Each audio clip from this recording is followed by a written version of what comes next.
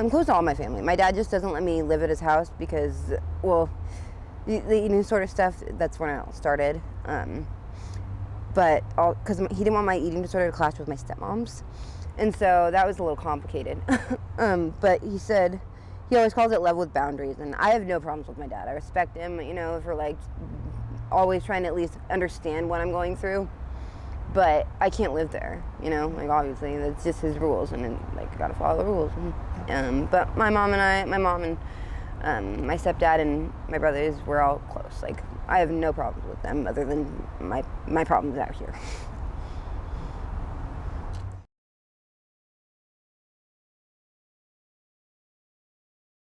So we're back here today with Katie, and I think this is our third interview, right? We did the first one, I forget where, but then we did the last one over by Walmart.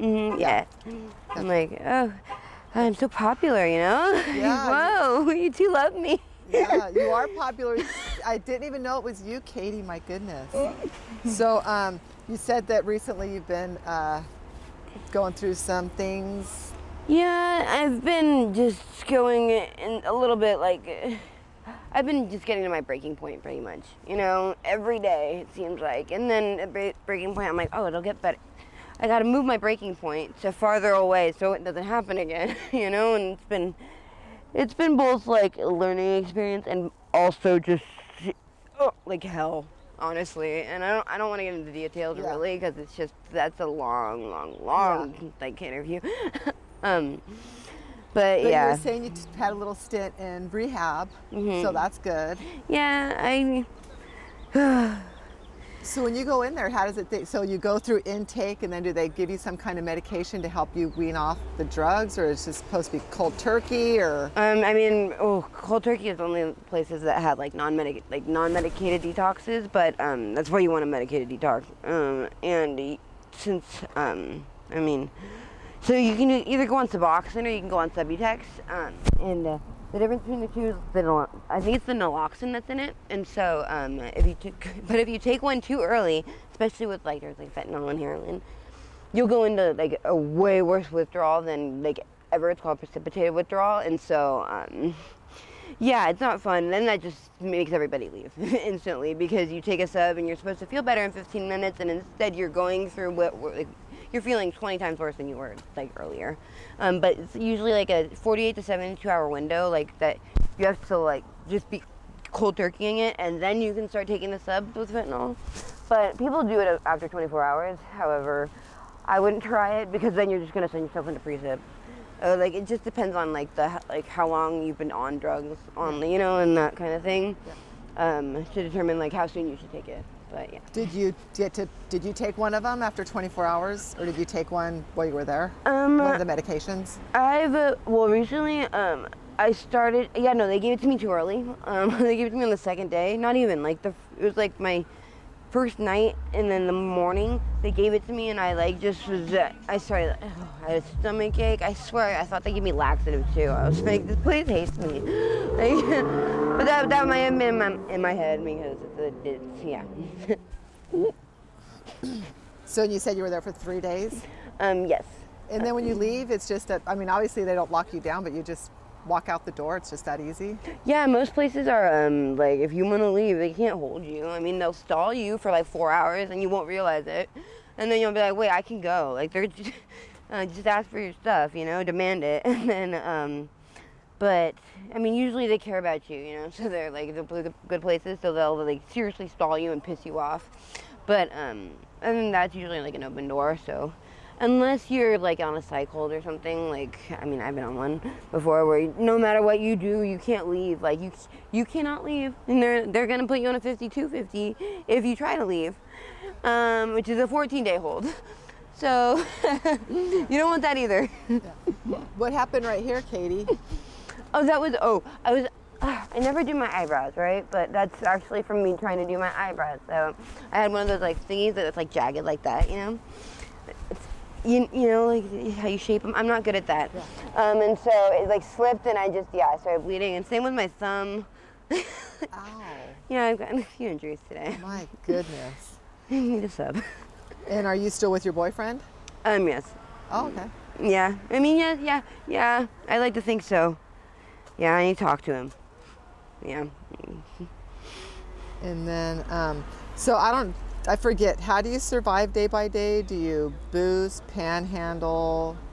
Lately I've been wanting to get back into boosting because I remember I told you, yeah, I used to boost, but that just is kind of difficult right now since one, my boyfriend doesn't like me boosting because he doesn't want me to get in trouble, but then my mom doesn't like it either, like, 'cause then she doesn't want to see me get in trouble, like, and then, but then panhandling, it's just like I cry if I have to hold a sign. I have like just crippling anxiety, and I can't look at anybody.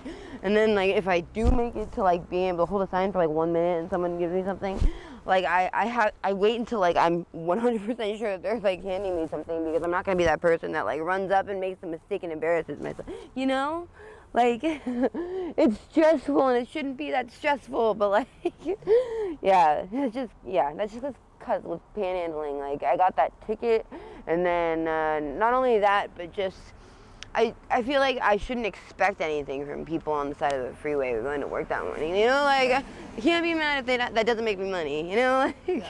I'm just standing here. Yeah. I actually remember that now that you got a ticket for panhandling. It haunted you for like years, right? And it finally caught up with you. I remember that. I've gotten two. That's insane. And, ridiculous. So when you left the rehab, how long was it until you started? Are drugs a part of your life again after you left rehab, or? Actually, well, yes, honestly, but like honestly, with what's going on in my life right now, like drugs are just kind of there to get me well and to make sure I'm not sick right now, you know? Right. Like it's just because it's kind of a necessity just to live my life now, but until I get off of them, but I just have so much drama going on that, which I hate, and it's just not like, maybe it's all in my head, but I don't know. I'm just so stressed out, and then like I forget to do the drugs because I'm outside all day, like straight up, like, and so I'm trying to do it in like a safe environment, and then like I'm walking around everywhere and never find the safe environment. So I yeah.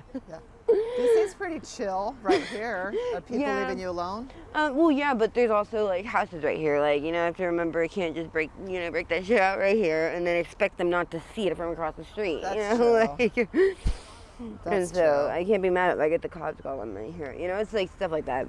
Yeah. So how long have you been back here? How long have you been out of rehab? Well, like the whole time. I mean, I went home for a couple days at my mom's house. Oh, good. But besides that, I've just been kind of like trying to just lay low and not let everything get to me, but yeah. But I haven't been arrested. That's good, right? Like, that's good for me. Yeah. And, so, so like I was telling you a bit ago, that we've heard a rumor from multiple people that you got kidnapped, that somebody, like, what was it, the story that they grabbed her and pulled her in a van or something like that? Yeah, they grabbed you and pulled you in a van. So I'm glad that's not true. I'm glad that you're here. You said that actually you had gone to rehab, so that's a way different scenario. So well, I mean, I kind of got kidnapped in that sense, just simply because nobody knew I was going, and my mom just kind of like literally gave me no options, gave me no contact with anybody, and then I literally didn't like. So I think they thought that just simply never mind. Oh. Yeah. Sounds like your mom really wants you home and well. Yeah, I love my mom, but she's about as crazy as I am, which is good, but also bad. We battle each other, but she has to be as crazy as I am to deal with me. Since you've been back out here, have your belongings been stolen? All of them. I found the only reason I have that bag right there is literally because I found it on the side of the road. Everything else, my phone that I had, everything's gone, everything's taken. That is insane. And I've never stolen from anyone, honestly. I mean, boosted, yeah, but like once I do that, I don't steal from people, and it makes me so angry that people just don't give a fuck. Sorry, they don't like. Oh, go steal from the store, get that same item that you would have gotten from me that I used from somewhere else. Like, please, I don't know. And then wrapping it up here. So, Katie, so where do you see yourself in 3 months? I know you just went through a little stint in rehab. Are you planning on going back to rehab? Or We were talking about before that picking a date maybe, but that brings too much anxiety. Yeah. So any plans at all, or where do you think you're going to be? I mean, I was talking about like a shelter and like maybe like move, and also like going to working on getting my like housing, because I could qualify for housing, or I do, because of mental disorder and stuff, and just being homeless, and but I have to like work at that, and I have to go and like do everything on that freaking checklist that would get me even like enrolled in the, to do that. And that's what my problem is right now. It's just like I keep getting caught up in nothing, like that's not a good way to live your life every day, is getting nothing done because you're so caught up in it. Are those City Net people here to help you though, like to go yeah. through the checklist and get you? Yeah, no, it's so easy. It's just I need to go get my ID, but I don't have my social security card. It's a long, and it just keeps rolling, but it's all good. And then I forget, do you by chance have any social media information or a Cash App in case anybody wants to reach out to you or donate any money?